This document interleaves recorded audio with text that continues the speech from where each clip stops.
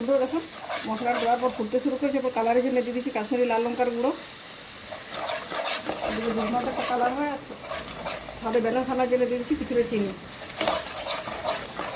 তবে যে মশলাটা বানিয়ে রেখেছিলাম মশলাটা এখানে আস্তে আস্তে অ্যাড করে দিচ্ছি। একটু কাজু চালমগজ।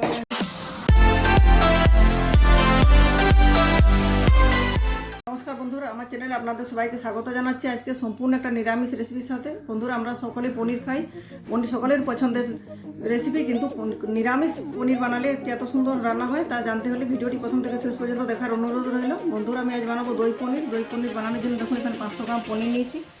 আর পনিরটাকে ছুরির সাহায্যে কেটে নিচ্ছি। পিসগুলো একটু মোটা মোটা করে আমি কাটবো।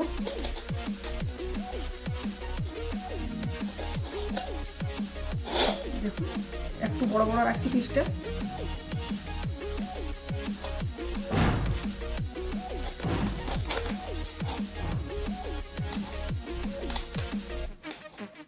দেখুন বন্ধুরা, পনিরটা খুব ভালো মতো করে কাটা হয়ে গেছে। এরপর ম্যারিনেট করবো। ম্যারিনেট করার জন্য নিচে একটা বাটিতে নিয়ে নিচ্ছি 2 চামচের মতো সরষের তেল।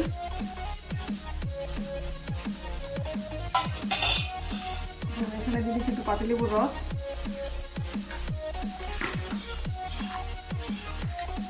লবণ, হলুদ গুঁড়ো, জিরে গুঁড়ো, কিছুটা কসুরি মেথি হাত দিয়ে গুঁড়ো করে দিচ্ছি। আর দিয়ে দিচ্ছি কাশ্মীরি লাল লঙ্কার গুঁড়ো, এটা কালারের জন্য।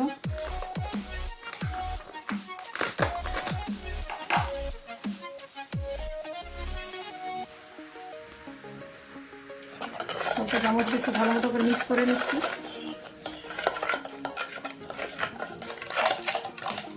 এবার দিয়ে দিচ্ছি এখানে পনিরের টুকরোগুলো। দেখুন বন্ধুরা, সব মশলার সাথে পনিরের পিসগুলো খুব ভালো মতো করে মাখানো হয়ে গেছে। এবার রেখে দিচ্ছি 10 মিনিটের মতো ম্যারিনেশনের জন্য। এই সময়ের মধ্যে দই পনির বানানোর জন্য একটু মশলা তৈরি করবো। তার জন্য নিচে একটা সসপ্যানে একটু জল,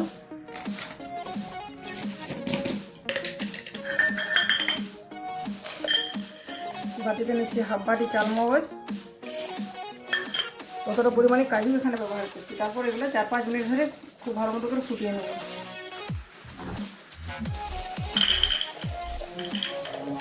কাজু এখানে দিয়ে গেলাম।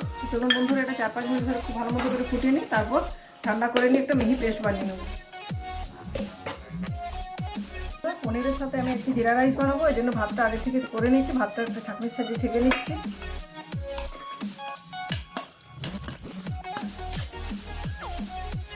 ভাতটা যাতে বেশি রান্না না হয়ে যায় সেজন্য উপর থেকে ঠান্ডা জল দিয়ে ভাতটা ঠান্ডা করে নিচ্ছি। ধরুন ভাতটা জল হোক, সেই সময়ের মধ্যে দেখুন কাজু আর চালমগজ দানাগুলো ফুটিয়ে নেওয়ার জন্য দিয়েছি। দেখি কতটা কী হলো। দেখুন বন্ধুরা, মগজ দানা এবং কাজুটা 4-5 মিনিট ধরে খুব ভালো মতো করে কুক করে নিচ্ছি। এরপর এটা গ্যাসের ওভেনটা অফ করে দিচ্ছি। ঠান্ডা করে নিয়ে একটা মিহি পেস্ট বানিয়ে ফিরে আসছি।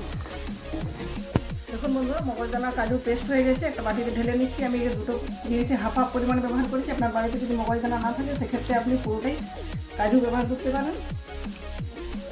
মিক্সি বাটিতে দিয়ে একটু জল এখানে দিয়ে দেবো। আর যে টক দইটা নিয়েছি দইটা এর সাথে মিক্স করে দিচ্ছি।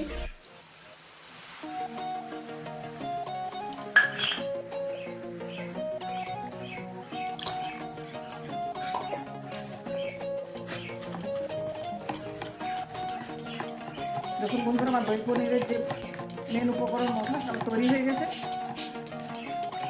এটা এভাবে রেখে দিচ্ছি। চলুন এবারে পনিরগুলো ফ্রাই করে নেব। বন্ধুরা, পনিরগুলো ফ্রাই করে নেবার জন্য গ্যাসের ওভেনে বসিয়ে দিচ্ছি কড়াইটা অবশ্যই ননস্টিকের কড়াই হতে হবে। কড়াইতে তেল দিচ্ছি না, যেহেতু পনিরগুলো ম্যারিনেট করার সময় অনেকটা পরিমাণে সরষের তেল দেওয়া ছিল, সেই তেলে এগুলো ফ্রাই করে নিচ্ছি। খুব বেশি ডিপ ফ্রাই করবো না, মোটামুটি একটু হালকা ফ্রাই করে নিলেই হবে। দেখুন বন্ধুরা, 3-4 মিনিট ধরে পনিরটা ভালো মতো করে ভেজে নিচ্ছি। পনিরটা ভাজা হয়ে গেছে। দেখুন পনিরটা তেল ছেড়ে দিয়েছে। এই অবস্থায় পনিরটা তেল থেকে তুলে নিচ্ছি। যেহেতু তেলটা অনেকটাই আছে, ওই তেলে বাকি রান্নাটা ছেড়ে নেব। বন্ধুরা, পনিরগুলো তুলে নেওয়ার পর যে তেলটা আছে তার মধ্যে দিয়ে দিচ্ছি কিছুটা গাওয়া ঘি। গাওয়া ঘিটা রান্নার স্বাদ খুব ভালো হয়। যেহেতু তেলটা গরম আছে, ঘিটাও খুব সহজেই গলে যাবে। এরপর দিয়ে দিচ্ছি কুচানো কাঁচা লঙ্কা আর কিছুটা গ্রেড করা আদা। এগুলো খুব ভালো মতো করে ভেজে নিচ্ছি।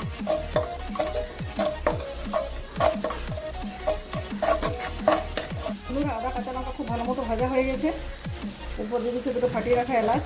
যেহেতু রান্নাটা বেশি ব্যবহার করেছি খুব সুন্দর একটা ফ্লেভার উঠছে। এই সময়ের মধ্যে দিয়ে দিচ্ছি হলুদ আর পরিমাণ মতো লবণ। কাঁচা লঙ্কা ব্যবহার করছি আমি ঝালের জন্য। এরপর দিয়ে দিচ্ছি কিছুটা সবজি মশলা। তারপর যে বাটিটাতে পনিরগুলো ম্যারিনেশনের জন্য রেখেছিলাম সেই বাটিটা দিয়ে কিছুটা জল অ্যাড করছি।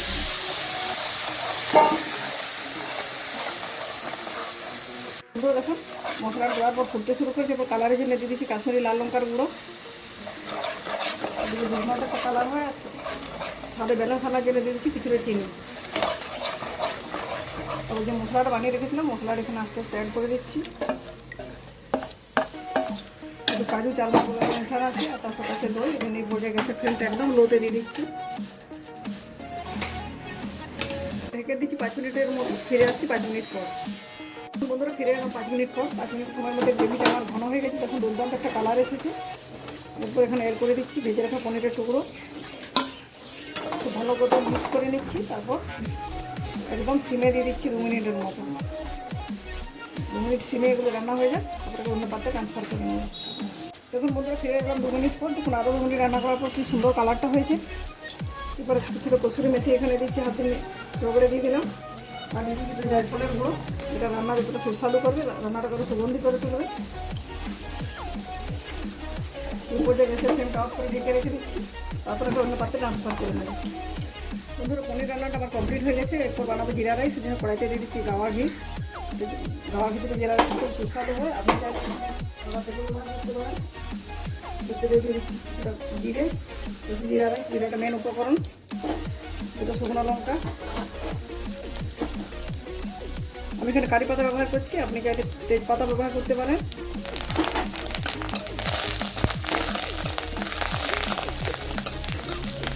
খুব ভালো মতো ফ্রাই হয়ে গেছে। ভাতটা যেহেতু আমার আগে থেকে করা ছিল, আগে থেকে তৈরি করা ভাতটা এখানে দিয়ে দিচ্ছি।